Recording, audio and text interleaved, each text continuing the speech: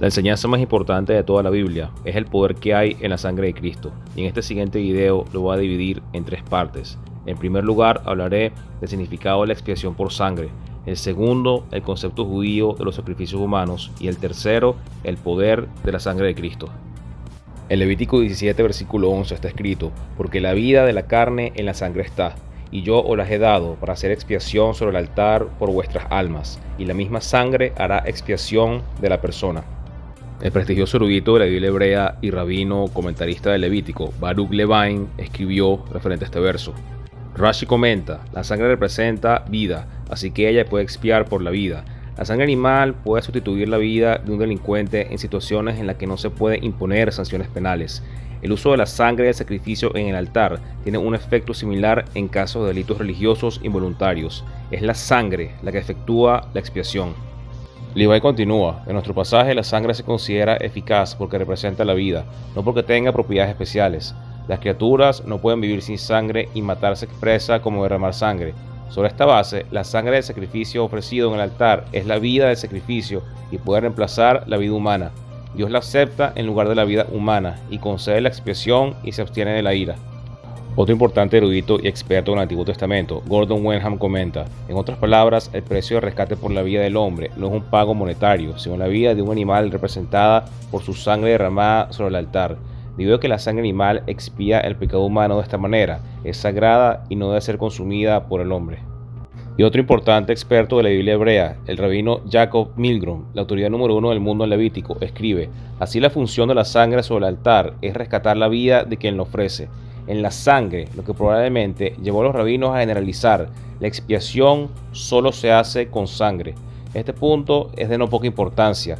La sangre es vida, por lo tanto es poderosa, pero solo Dios puede activarla. Esto sucede cuando la sangre es santificada, es decir, cuando está en contacto con el altar, expía. Y este punto que tocó Jacob Milgrom es muy importante cuando dice que la sangre expía cuando está en contacto con el altar. En Génesis 49, versículo 10 está escrito que no será quitado el cetro de Judá ni el legislador entre sus pies hasta que venga Shiloh, y a él se congregarán los pueblos.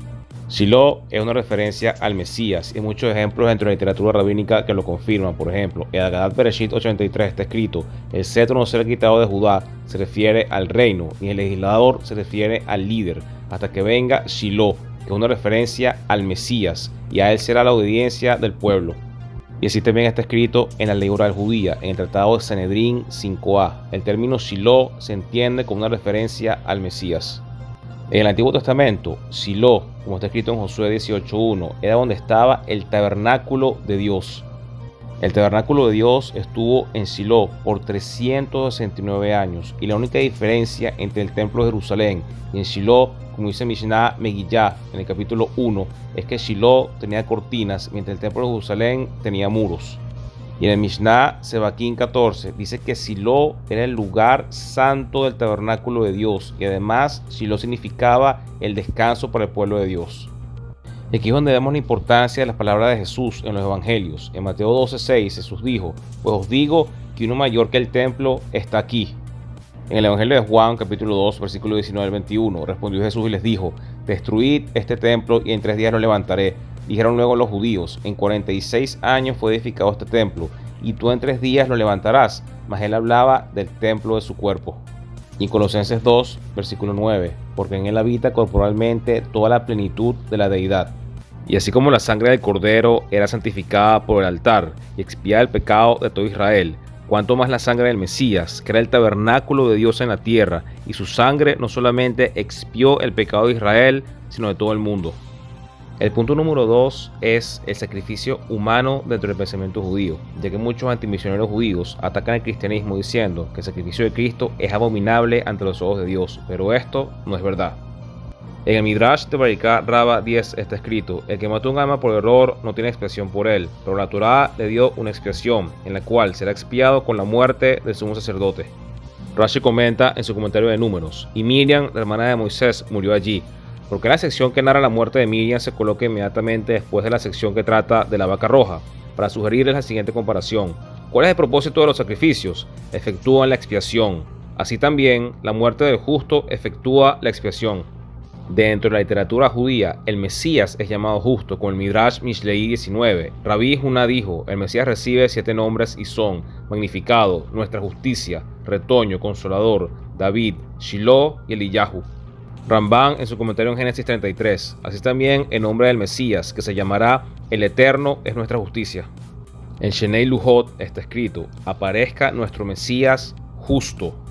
O el rabino Abraham Cohen escribe en su nota de pie, pensándose que la muerte de un justo trae la expiación por los pecados de una comunidad. Y esto también es mencionado en 1 de Pedro capítulo 3, porque también Cristo padeció una sola vez por los pecados, el justo por los injustos, para llevarnos a Dios, siendo la verdad muerto en la carne, pero vivificado en espíritu. Y esta profecía de que el Mesías tendría que morir para expiación del pueblo, lo vemos en Isaías 53, versículo 5. Mas él herido fue por nuestras rebeliones, molido por nuestros pecados.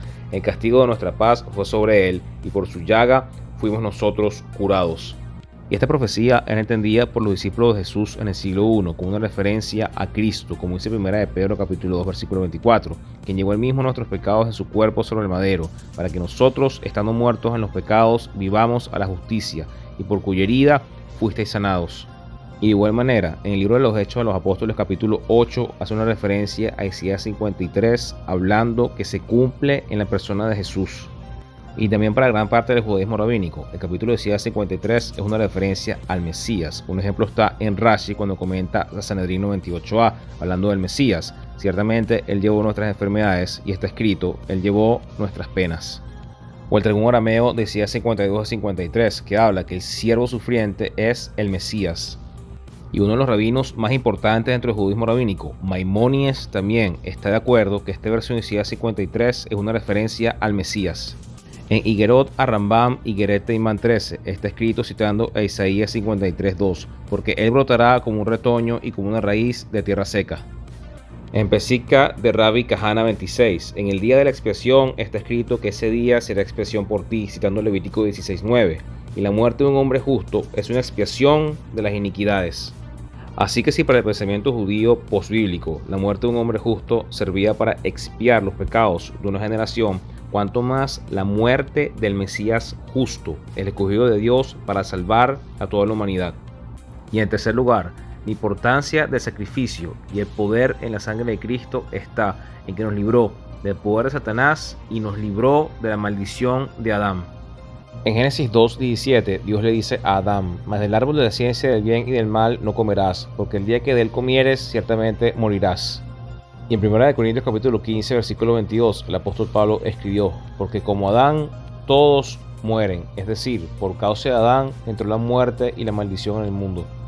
Y esto era una creencia en los judíos, ya que también en Igeret HaKodesh está escrito que todas las almas del mundo estaban contenidas en Adán. Incluso Radak comenta en Génesis que no hay duda, sin embargo, de que la primera maldición que experimentó la tierra después de que Adán comiera del árbol del conocimiento fue una maldición permanente que todavía está vigente hoy en día. Incluso Louis Ginsberg comenta en Leyenda de los Judíos en el tomo 2 que no importa si una persona fuera inmaculada o no tuviera pecado en su vida, de igual manera la mortalidad era decretada contra él por culpa del primer hombre y la primera mujer en traer la maldición en la tierra. Y Pablo en 1 Corintios capítulo 15, en la última parte del verso 22, dice que por Cristo todos seremos vivificados. Es decir, la sangre de Cristo nos libró de la maldición de Adán, ya que él resucitó venciendo la muerte. Como está escrito en Shinei Lugot, este mundo no está destinado a recuperarse del pecado original, el tiempo en que la serpiente contaminó a Adán y Eva, hasta la llegada del Mesías. En Romanos 6, versículos 3 y 4, Pablo escribió, ¿o no sabéis que todos los que hemos sido bautizados en Cristo Jesús hemos sido bautizados en su muerte? Porque somos sepultados juntamente con él para muerte por el bautismo, a fin de que como Cristo resucitó de los muertos por la gloria del Padre, así también nosotros andemos en vida nueva. Y otro factor muy importante de la sangre de Cristo está en Efesios 6 y en 1 de Pedro capítulo 1 versículo 2, donde dice que somos rociados con la sangre de Jesucristo. Y en Efesios 6, la armadura de Dios es la sangre de Cristo. Ceñid los lomos con la verdad. Según Juan capítulo 19 versículo 35 al 37, la verdad es el testimonio de la muerte de Jesús. Cuando el costado fue traspasado y salió agua y sangre, es la verdad de la muerte del Hijo de Dios que nos redimió. La coraza de justicia, según Pablo en 2 Corintios capítulo 5, versículo 21, al que no conoció pecado, lo hizo pecado por nosotros, para que nosotros fuéramos hechos justicia de Dios en él, a través de la muerte y la sangre del Señor Jesús. Calzados con el Evangelio de la paz. En 1 Corintios capítulo 15, versículos 3 y 4, Pablo nos dice que el Evangelio es que Cristo murió por nuestros pecados derramando su sangre, fue sepultado y resucitó al tercer día. El escudo de la fe, en Romanos 3, versículo 25, dice que Dios puso como propiciación por medio de la fe en la sangre de Cristo para manifestar la justicia de Dios. El yelmo de salvación, en 1 de Pedro capítulo 1, versículo 18 al 19, dice que fuimos rescatados de nuestra vana manera de vivir por la sangre de Jesucristo. Y la espada de la palabra, en Lucas capítulo 24, versículo 25 al 27, nos dice que la palabra y los profetas daban testimonio de la sangre de Cristo que se derramó en la cruz, ya que ellos decían que el Cristo iba a morir y iba a resucitar.